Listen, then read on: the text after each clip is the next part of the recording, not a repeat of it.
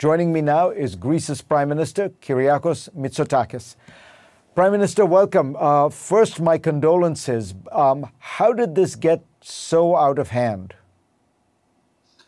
Well, Farid, thank you for having me. We faced an unprecedented heat wave for approximately 10 days. We had temperatures exceeding 43, getting close to 45 degrees Celsius. We haven't had such a bad heat wave for many decades, and we had to deal with almost 600 fires that broke out over a span of a week. We did manage to put out almost all of them, but unfortunately, a few of them got very big. So at some point, we had to deal with 4 mega fires simultaneously. We did the best we could. We evacuated tens of thousands of people. Fortunately, we managed to protect human life. We only had one loss of human life, so our civil protection in that respect did a great job. But of course, we are faced with a big environmental catastrophe. Significant number of forests have been destroyed. And I'm afraid that this is going to be the reality that areas such as the Mediterranean will be facing from now on. This was not just a Greek problem. You spoke about the fires in Sicily, in Algeria, in Turkey. This is, the climate crisis striking here and now. And it's really time for all of us to get very serious about what we should do about it. One of the reasons you had, really quite astonishingly, almost no loss of life, one firefighter, is you have in place a pretty innovative technological warning system. Explain what you did.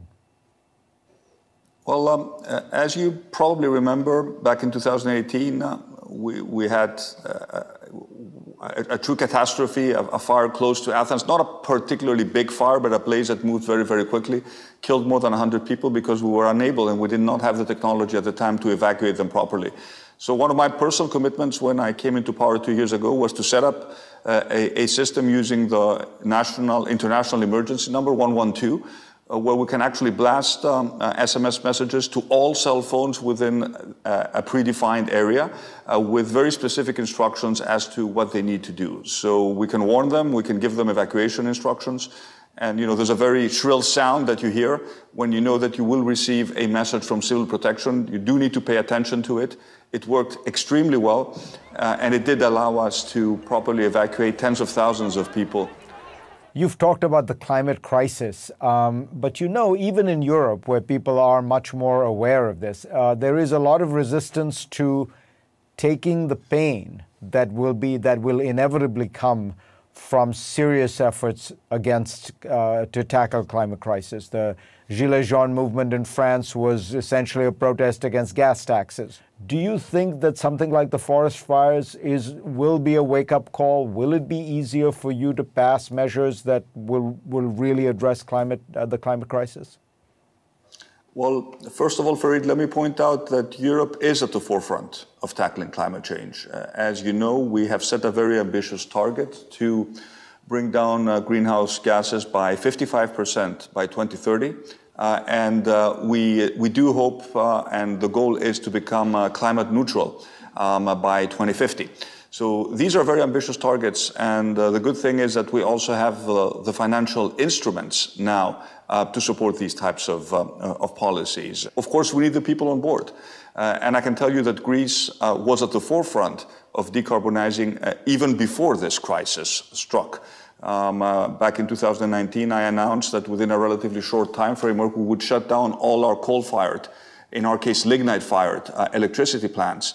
And we've worked very hard with the local communities to ensure that we can make this transition work for them and that we will actually create more jobs than the jobs that will be lost. But we need to explain to people that this is a one-way street, that this is a crisis that cannot just be addressed through lofty declarations, that we need to put our money where our mouth is.